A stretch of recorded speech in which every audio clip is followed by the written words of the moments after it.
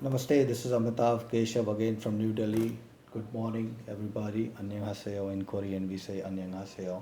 Yesterday, while sleeping, I was thinking about speaking something about India. So I just was thinking that whatever I have experienced on India in the eyes of Amitabh and my name, I have observed India. I have tried to understand India according to my, you know, knowledge, according to my the way I have seen India. So I must tell you, as you guys, everybody knows that India is the second most populated country in the world. So we have got about many after China, we are one of the top populated country in India. And I must tell you one more thing, that India, on the Gangetic plain of India, for example, on the Gangetic plain of India, you can find that the most populated country of the world. So the population there in near the Ganges, because there is around Ganges you can find very fertile land, and people come and they started living there. They started developing the civilization. But before that, I must introduce India as in a very small introduction of India. I must give it to you. This is one of the world's seventh biggest country in the world. From, if you see, from Kashmir to Kanyakumari, it is about 3,300 kilometers, and from the west to east, from Gujarat, Kutch of Gujarat to the Bay to the Bengal, we have got 2,700 kilometers. So it is one of the seven biggest country in the world, and we have got lots of diversity. We have got 29 states, as you guys know. But the topic today is that how India got developed and what was the contribution of India to the world. So we have got three races in India, and people say that Indians are little intelligent. The reason behind it, if I gave my thought on it, why Indians are little more intelligent than any other places, and we are doing lots of things in it, because we have got there were four civilizations in the world, and one of the top civilizations in the world was Indus Valley civilization, which developed around India and Pakistan. And before that, in before 1948, Pakistan and India were same, and they had struggled. So Middle East people started coming to India. So they were actually Aryans. Aryans slowly they shifted, because there's a the Aryans, where they used to live, there was less water. The water sources was not that much, so they moved to the Indus Valley near the Indus River, and they started Indus Valley civilization, and which was one of the best civilizations among the four.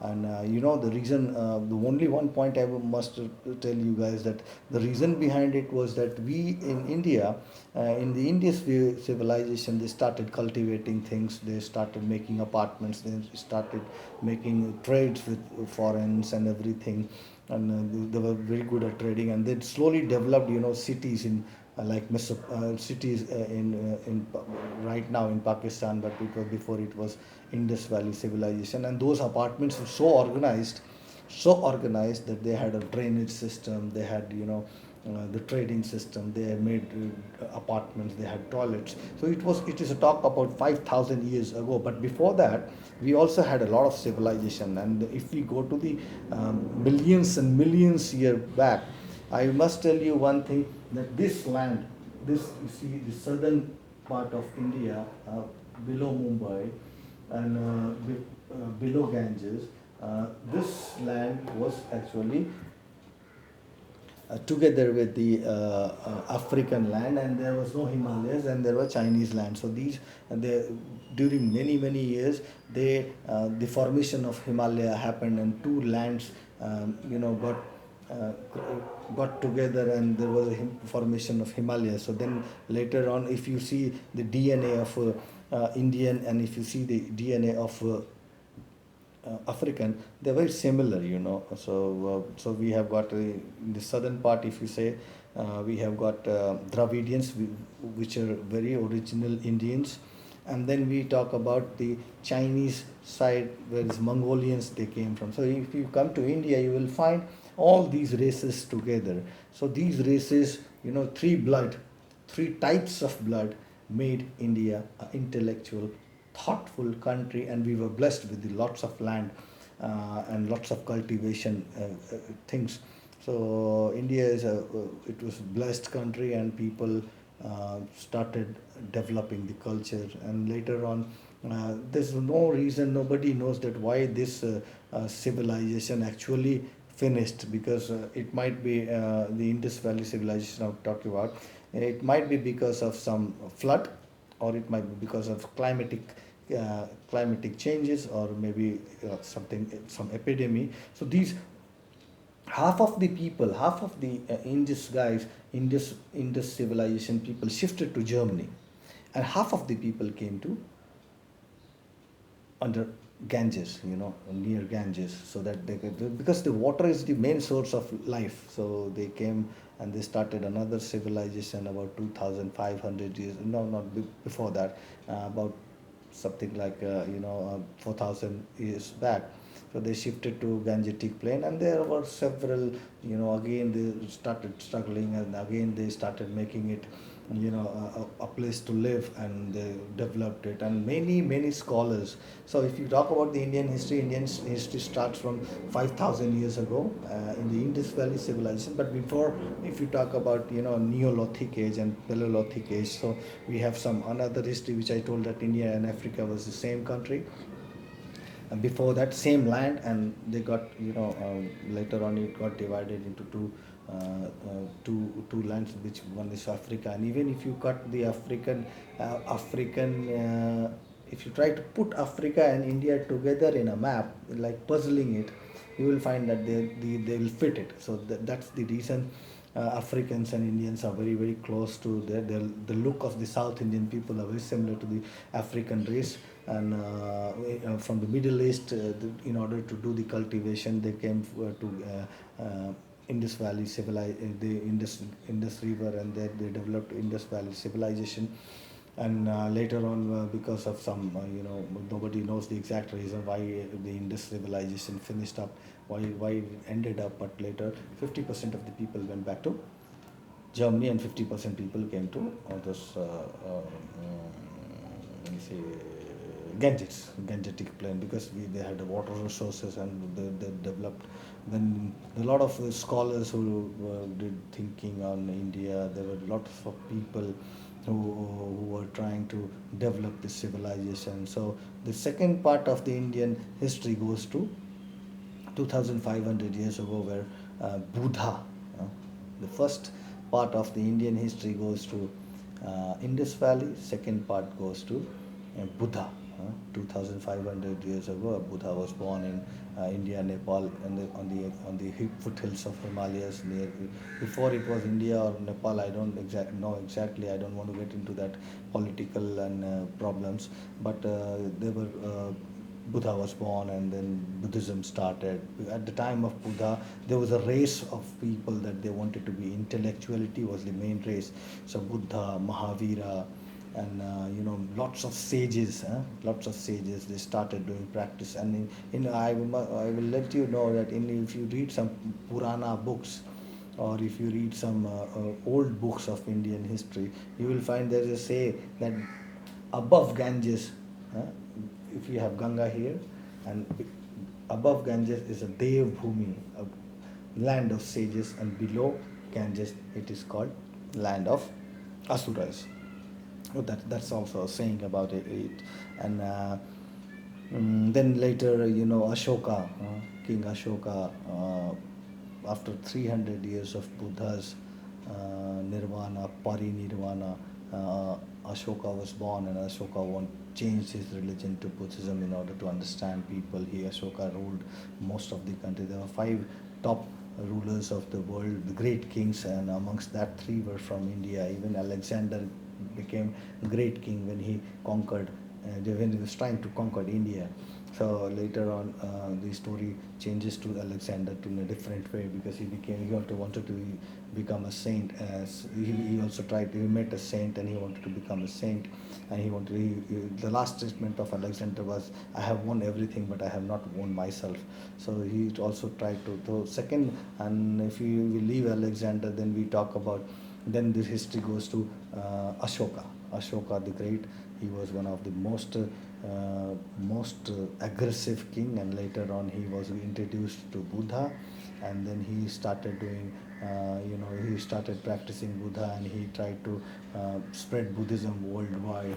And many people, many Hindus, or many, I'm not talking about, sorry, many people didn't wanted him to change the culture, but still he tried to practice Buddhism, though his wife didn't allowed him to do that, but he got introduced to Buddhism and spread Buddhism. He had two children, unofficial children, from Vidushi. There's a place called Vidushi near there. He married, and he got two sons. One was Sangamitra and one was Sangamitra, and these two children, he spread the Buddhism to all over the world.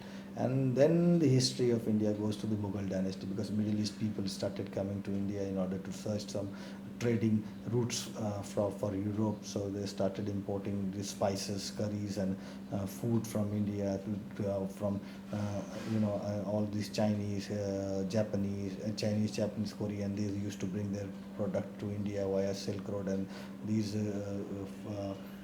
Middle East people, because in Middle East there's a lot of the temperature is very harsh, so they they did trading. They were actually traders who did trading between India and Europe. So at that time, Portugal was one of the best countries who could, you know, they had they opened the sea route. So this is, they put the sea route. So then they started searching where's India, and there's Red Indians, and everything happened.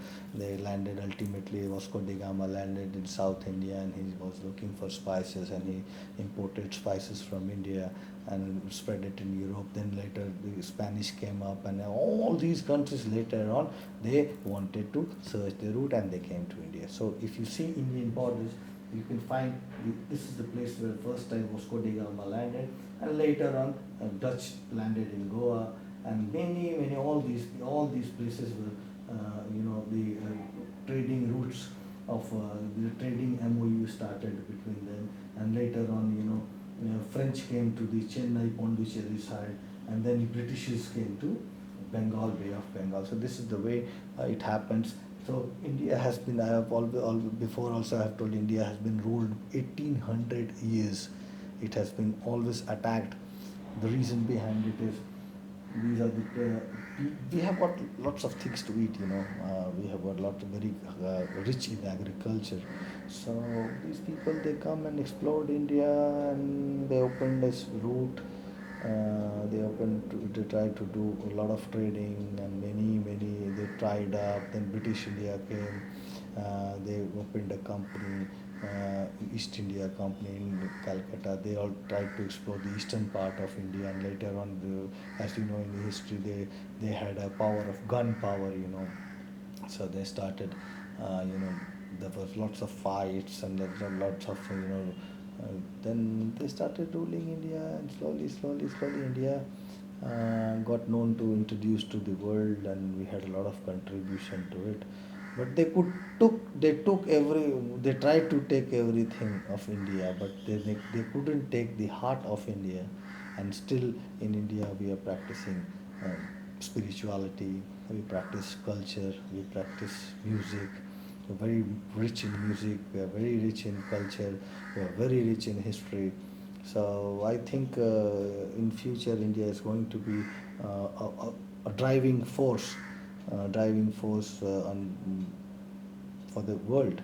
And we have got, and best, as per, if you know economics, you can know that we are one of the second most populated country, and young people. So if you talk about economics, though China has got much population in China, there are more people than India, but they're little old, and we are the young country. 61% of the Indian population is a young population, from 15 to from child to 35 years. And if you have a young economy, then economic, the multiplier works. If you talk about the multiplier system works, and the money rotates.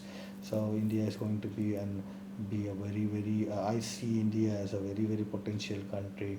and I always get chances to go foreign, and people call me. But I know if I see longer, I'm sure that India is going to be coming up country, and it will be giving a lot of contributions to the world. We will be making it a better world to live in. And now right now we are fighting with the epidemic and all, but this is all it happened in past also, and it will happen in future also, but we don't have to get worried. The best thing which we can do is, everybody has to die, everybody has to go, but the best thing which we can do is to protect ourselves, do our things, try to rediscover India, try to rediscover good things. And I'm so thankful to the government of India that they have been doing very exceptionally well. They're trying to protect people, and though we have a limited infrastructure, but we are fighting, and we will definitely come up with a very good solution. I don't know why people are not able to make some medicine, but I must say, if once the medicine is not made for coronavirus, but still we can take care of ourselves with naturopathy and some curries and some antioxidant things, chawanprash. There are many things which we can eat. Turmeric is a best source in order to fight immunity. Then we have got chawanprash, we have got lots of herbs, we have got lots of antioxidant tea, and we can make some spices tea, and we can put some coconut oil in our nose and ears. So these are the things which we can fight, and we can try to give many things to the people. And language, being a lot of different language, 29 states, 29 18 official language in India, and lots of diversity. But still we have, if though we have a we can have a differences between us, but still we go together, and togetherness is the mantra of India. So we will be definitely trying. We have been contributing to this world. We will be contributing to the world, and we will be doing very good. And let us not. I'm not only talking about India just because I'm an Indian. I think the world is one. We are one, and everything will be fine. I hope that everything gets fine, and people should not panic. These are the things which, and slowly, we will definitely come up. No need to worry, and have a great day ahead. This was just a small talk, and I know, and some people were telling that you do not conclude things. Uh, like I start saying something, and then again I switch off to something, then again I switch off to the reason behind it. I have got lots of things to say.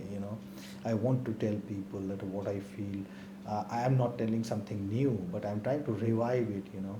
So this is the way I am trying to cope up with things. I get up in the morning and want to do something for you guys, but I just whatever I have in me.